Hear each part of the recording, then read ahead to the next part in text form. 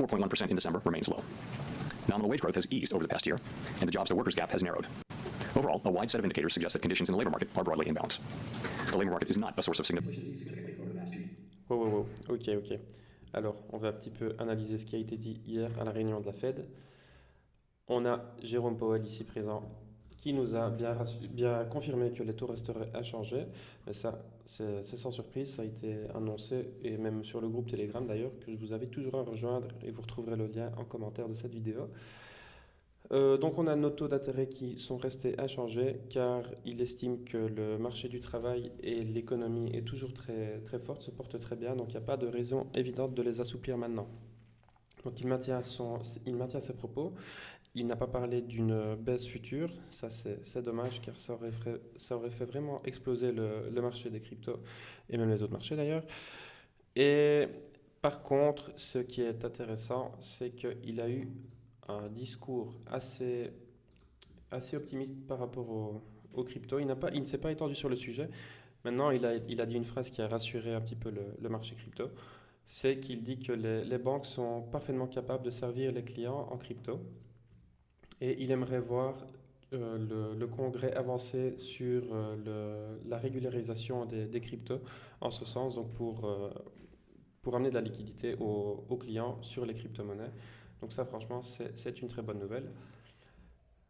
Donc, comme je disais précédemment, Jérôme Powell a décidé toujours de maintenir ses taux, même s'il a une très grosse pression de Donald Trump, car Donald Trump, comme vous le savez, il est America First, donc il veut vraiment relancer l'économie américaine, et il aimerait donc accélérer cette baisse des taux pour réduire cette inflation. Et en baissant ces taux, il va inciter les gens, donc les particuliers ainsi que les professionnels, à contracter de nouveaux crédits, ce qui relancerait aussi un petit peu l'économie américaine. Donc voilà, ça c'était vraiment les gros points par rapport à la réunion de la Fed d'hier soir. Et je voulais faire aussi une petite aparté sur la zone euro, car on a Bernard Arnault qui menace de se délocaliser aux États-Unis pour éviter la taxation des 40% décidée par le gouvernement français.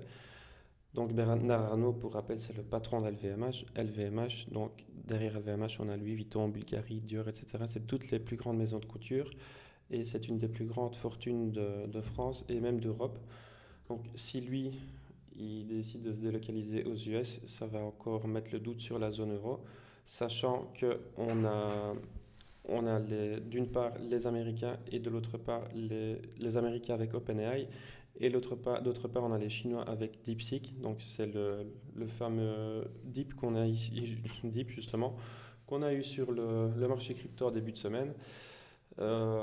Et on a toujours la zone euro qui est en retrait par rapport à ça, qui n'a pas pris encore les devants sur le marché de l'intelligence artificielle, pendant qu'on a les deux géants, donc les Américains et les Chinois, qui sont en train de se bagarrer la première place. Sachant aussi que ce matin, on a eu le PIB de la zone euro qui était plus faible, encore une fois. Et ici, on peut voir les taux d'intérêt qui ne cessent de chuter pour la zone euro.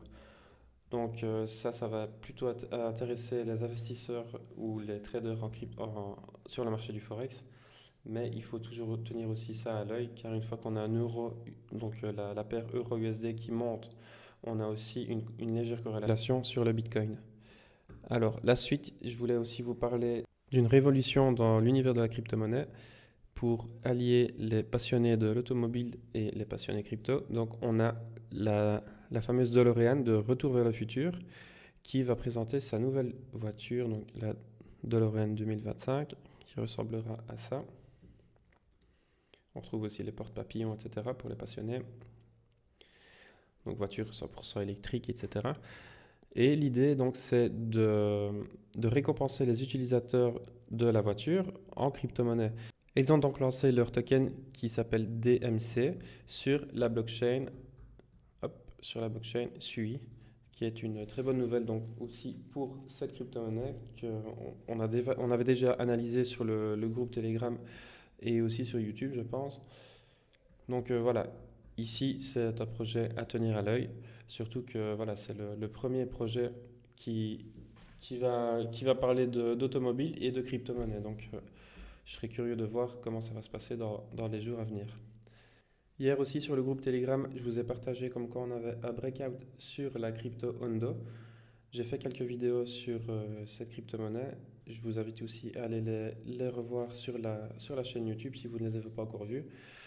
Et on a donc un événement majeur ce 6 février à New York. On a une réunion en sommet avec, donc on a ici Wall Street 2.0. On a vraiment beaucoup d'engouement autour de cet univers. Et on aura donc les plus grands acteurs de la finance moderne tels que Goldman Sachs, BlackRock. On a aussi Mastercard, Swift et Stripe aussi. Donc c'est les moyens de paiement les plus utilisés. Et aussi, il y a des rumeurs comme quoi il va y avoir un invité surprise. Et les rumeurs parlent on aurait potentiellement le président de BlackRock, donc Larry Fink, ou alors carrément Donald Trump. Mais voilà, ça c'est encore des rumeurs, il n'y a rien d'avéré. Mais imaginez-vous Donald Trump à une réunion comme ça sur un projet crypto qui parle de finances modernes, etc. Franchement, ça peut être le feu sur la crypto-monnaie. Et on va passer donc directement à l'analyse technique. On va revenir sur Ondo, mais avant ça, on va passer un petit peu sur le Bitcoin et encore le cours du dollar US. Alors, dans la vidéo précédente aussi sur l'analyse technique, je vous avais parlé de cette fameuse poche de liquidité qui, pour moi, on devait venir la transpercer pour continuer cette hausse. Donc, on était plus ou moins ici, j'attendais ce scénario-là pour ensuite aller chercher une grande correction. En tout cas, ça c'est le plan optimiste par rapport aux crypto-monnaies sur le DXY, donc l'indice du dollar US. Et on retrouvait cette poche de liquidité sur le Bitcoin également, qu'on était venu chercher ici dans le bas. On l'a transpercé pour ensuite aller faire des plus hauts. Donc pour le moment, on a eu une consolidation avant la réunion de la Fed. On voit que la poursuite haussière est entamée, mais il faudrait vraiment aller faire de nouveaux ATH. Donc j'aimerais vraiment... Donc ici, on a cassé ce pseudo-triangle ascendant, car ce n'est pas vraiment une forme que je trade, mais j'y suis attentif. Et pourquoi pas venir faire un rebond, comme la flèche verte l'indique, pour ensuite faire de nouveaux plus hauts. Par rapport au Total 3, donc pour rappel, Total 3, c'est toutes les crypto-monnaies excluant le Bitcoin et Ethereum. On peut voir qu'on a bien pris le bas ici, qui était bas non protégé, mais ça aussi, j'en avais parlé dans la vidéo YouTube. Et on a toujours la target de prendre cette trendline ici au nord pour aller faire de nouveaux plus hauts, avec nos objectifs tracés ici à un moment par rapport au vague d'Elliott à 1,28 trillion. Donc voilà, rien de spécial encore par rapport à ça. Maintenant, on voit quand même que le marché a bien réagi depuis l'annonce hier soir. Donc, il faut espérer que ça continue. Mais voilà, tous les feux de nouveau sont au vert. La prochaine grosse annonce, ce sera vendredi prochain pour les chiffres NFP. Donc les chiffres sur l'emploi aux États-Unis, Non-Farm Payrolls. Et pour revenir un petit peu sur Ondo, donc je vous ai partagé hier soir ici le breakout, ce qui est déjà une première bonne nouvelle. Et l'analyse est toujours d'actualité, donc plus qu'à aller faire de nouveaux ATH.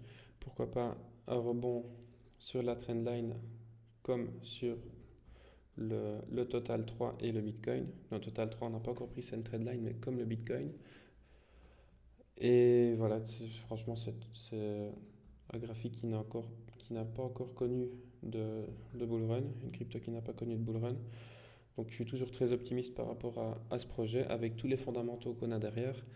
Graphiquement, on a de la force, on a de la liquidité qui rentre dans ce projet.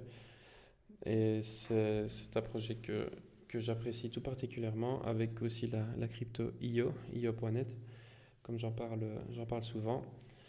Donc voilà, on va clôturer ici avec cette vidéo. J'espère que le contenu vous a plu. J'espère aussi vous retrouver sur le groupe Telegram. Et comme j'ai partagé dans le groupe Telegram, comme comme je dis ici, je rappelle que je ne suis pas un YouTuber. Seulement, pour vous partager les infos au plus vite et vous tenir au courant, ça nous demande du temps à mon associé Monsieur NKG et moi-même. Donc, merci aux personnes qui joueront le jeu de s'abonner à la chaîne YouTube, commenter, partager, etc. Et aussi aux personnes qui réagissent sur le groupe Telegram. Franchement, ça nous fait plaisir. Rien que les 2 secondes que vous allez prendre à mettre une petite réaction ici, ça nous donne de la force pour continuer à vous partager du contenu. Voilà, on se revoit pour une prochaine vidéo. Je vous souhaite une bonne semaine. À bientôt. Ciao, ciao.